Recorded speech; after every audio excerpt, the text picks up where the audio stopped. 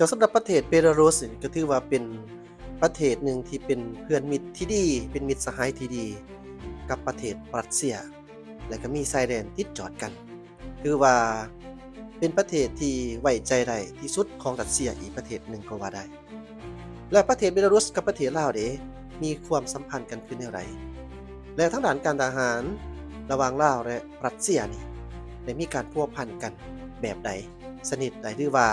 ได้มีการร่วมมือประสานงานกันแนวใดเมื่อนี้แอดมินเองก็จะมาให้ข้อมูลกับท่านผู้ชมได้รับรู้เกี่ยวกับความสัมพันธ์ทางด้านการทหารระหว่างสปปลาวและเบลารุส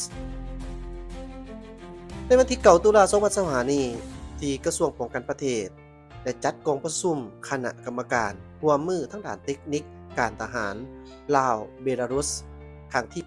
8ฝ่ายลาวนำโดยทานพลตรีวันทองมุตวงศ์รองหัวหน้ากรมใหญ่เสนาธิการกองทัพประชาชนลาวประธานคณะกรรมการร่วมมือทางด้านเทคนิคการทหารลาวเบลารุสพร้อมด้วยคณะฝ่ายเบลารุสนำโดยทานพลจัตวาโอเล็กกรีโกรเยฟวิสนีซิโกห้องประธานคณะกรรมการอุตสาหกรรมป้องกันศาสตร์แห่งสเบลารุสประธานคณะกรรมการร่วมมือทางด้านเทคนิคการทหารเบลารุสลาวพร้อมด้วยคณะองค์ประชุมดังกล่าวแม่นได้ดำเนินในท่ามกลางบรรยากาศฐานเพื่อนมิตรที่เป็นมูลเสืออันดีงามทั้งสองฝ่ายแม่นว่าได้มีการแลกเปลี่ยนทัศนะต่างๆที่เกี่ยวข้องกับคงเขตเวียกงานการร่วมมือทั้งด้านเทคนิคการทหารผลสำเร็จในการเยี่ยมยามพบปะแลกเปลี่ยนและเฮ็ดเวียกร่วมกันอยู่โซเบลารุสในระหว่างวันที่17ถึง22สิงหาคม2024ที่ผ่านมาเกี่ยวกับการเสนอของฝ่ายเบลารุสที่ต้นแมนได้ทบทวนคืนการจัดตั้งปฏิบัติสัญญาที่ได้ระบุร่วมกันโดยเฉพาะแมนสัญญาฉบับเลขที่ L-19 ลงวันที่19ธันวาคม2012และการเสนอในการสนองอุปกรณ์ทางด้านเทคนิคการอาหาร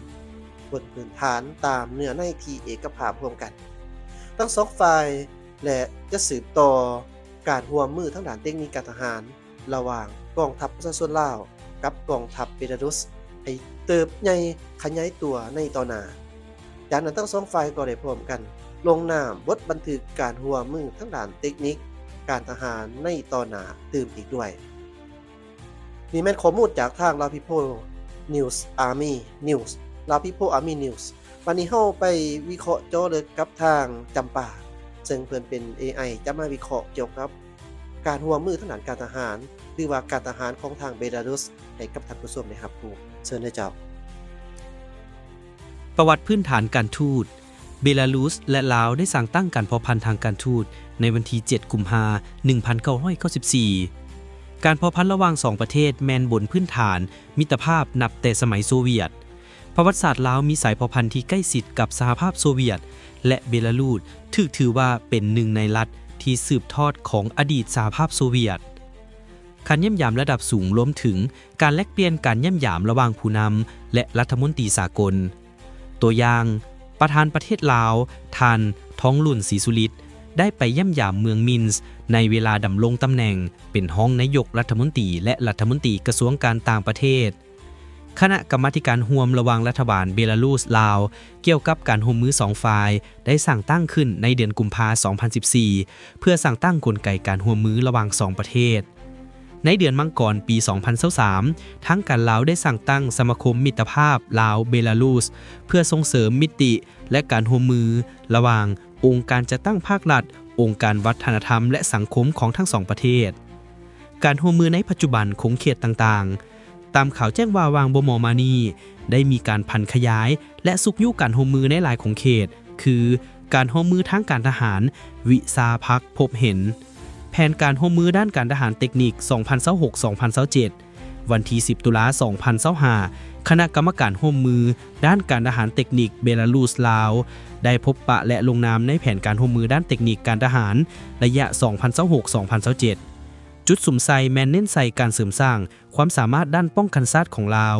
ทรัพยากรมนุษย์รวมถึงการฝึกอบรมผู้เชี่ยวชาญในสถาบันการศึกษาของเบลารุส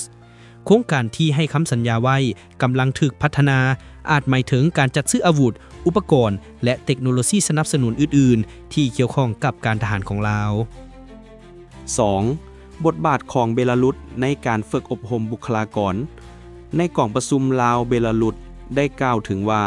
ลาวได้รับการช่วยเหลือจากเบลารุสในการฝึกอบรมพนักงานการทหารและเสี่ยวชาญด้านการทหารอุตสาหกรรมวีซ่าการทหารประธานาธิบดีเบลารุสได้กล่าวว่าเบลารุสให้การช่วยเหลือในด้านการทหารและอุตสาหกรรมแก่ลาวรวมถึงการฝึกอบรมบุคลากร 3. ข้อจำกัดบางพื้นที่ยังบ่จะแจ้งยังบ่ทันมีรายละเอียดจะแจ้งเกี่ยวกับขนาดและประเภทของอาวุธที่เบลารุสสนองให้ลาวเช่นรถถังปืนใหญ่เรือบินพาหนะหุ้มเกราะและอื่นๆบ่มีข้อมูลเกี่ยวกับการซ่อมรบร่วมขนาดใหญ่ระหว่างกองทัพลาวและเบลารุสโดยเฉพาะการดำเนินงานเฉพาะเช่นการซ่อมรบยิงการซ่อมรบในสนามรบและอื่นๆเอกสารที่ระบุเงื่อนไขในการโอนเทคโนโลยีหรือการบำรุงรักษาอาวุธที่อาจจะซื้อจากเบลารุสบ่ได้พบเห็นการสังเกตการความเป็นไปได้การลงนามในแผนการร่วมมือด้านการทหารเทคนิคเป็นสัญญาณที่จะแจ้งว่าสปป.ลาวมีความตั้งใจที่จะพัฒนากำลังการทหารด้วยการสนับสนุนจากประเทศที่มีอุตสาหกรรมการทหารเข้มแข็ง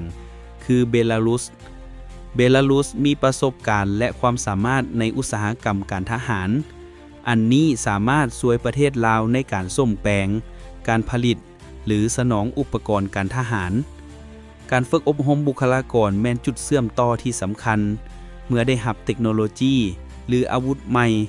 ความสามารถในการนำใช้และบำรุงรักษาของประเทศลาวอย่างมีประสิทธิภาพแม่นขึ้นกับการฝึกอบรมและความสามารถทางด้านเทคนิคกองกำลังประกอบอาวุธเบลารุสพวมปรับปรุงและพัฒนาอาวุธยุทโธปกรณ์ให้ทันสมัยในขงเขตต่างๆโดยเฉพาะแมนพันธมิตรกับรัสเซียข้างลุ่มนี้แมนบทสรุปของลักษณะที่สำคัญและตัวอย่างของอาวุธที่น่าสนใจลักษณะการพัฒนาโดยรวมเน้นหนักใส่การเชื่อมต่อหรือการเชื่อมโยงกับรัสเซียเบลารุสได้รับอาวุธหรือระบบใหม่ที่พัฒนาร่วมกันกับรัสเซียเช่นเดียวกันกับการติดตั้งพื้นฐานโค้งห่างเพื่อสนับสนุนการปฏิบัติงานร่วมกันกับกองทัพรัสเซียมีแนวโน้มที่จะสร้างตั้งหรือยกระดับอุตสาหกรรมอาวุธภายในประเทศเพื่อผลิตองค์ประกอบหรือระบบภายใน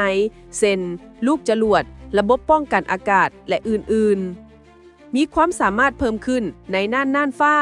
ระบบยิงลูกศรไฟการควบคุมทางอากาศการสืบฮับหรือสงครามอิเล็กทรอนิกส์และอื่นๆตัวอย่างของอาวุธและระบบที่ทันสมัยของเบลารุสระบบหรืออาวุธคุณลักษณะหรือความสามารถสู้ 30 SM 2สู้ 30 SM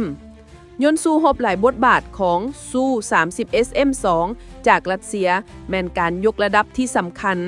มันประกอบมีเครื่องจักรใหม่ AL41F1S ที่สนองแรงดันที่สูงกว่าและปรับปรุงประสิทธิภาพและราดาร์ N035 Ibris E สามารถกวดกาเป้าหมายได้ระยะหลายร้อยกิโลเมตรมันยังได้รับการติดตั้งทั้งมีอาวุธระหว่างอากาศและทางอากาศกับพื้นดิน Polonaise หรือ Polonaise M MLRS เครื่องยิงจรวดขนาด300มิลลิเมตรที่มีระยะ200กิโลเมตรได้ถึงยกระดับเป็น290หา300กิโลเมตรในรุ่น Polonaise M Oreshnik ลูกศรไฟไฮเปอร์โซนิกลูกศรไฟ Oreshnik ไฮเปอร์โซนิกได้ถูกวางแผนที่จะใช้ร่วมกันกับรัสเซียซึ่งมีทั้งความสามารถไฮเปอร์โซนิกและความสามารถในการบรรทุกหัวหบแบบธรรมดาและนิวเคลียร์ภายใต้การควบคุมของรัสเซียระบบป้องกันทางอากาศหรือ Fortress ทางอากาศเบลารุสได้นำใช้ระบบ S-300 บุกและทอ M2K เพื่อฝึกซ้อมยิงปืนและกำลังกะเกี่ยมระบบป้องกันอากาศที่ทันสมัยกว่าวิศวกรรมภายในหรืออุตสาหกรรมการทหารเบลารุสมีความสามารถผลิตภายในประเทศรวมทั้งการผลิตรถบรรทุกลูกจรวดระบบยิงจรวดระบบขีปนาวุธภายในและการค้นคว้าและการพัฒนาในสงครามอิเล็กทรอนิกส์และอื่นๆ ครับ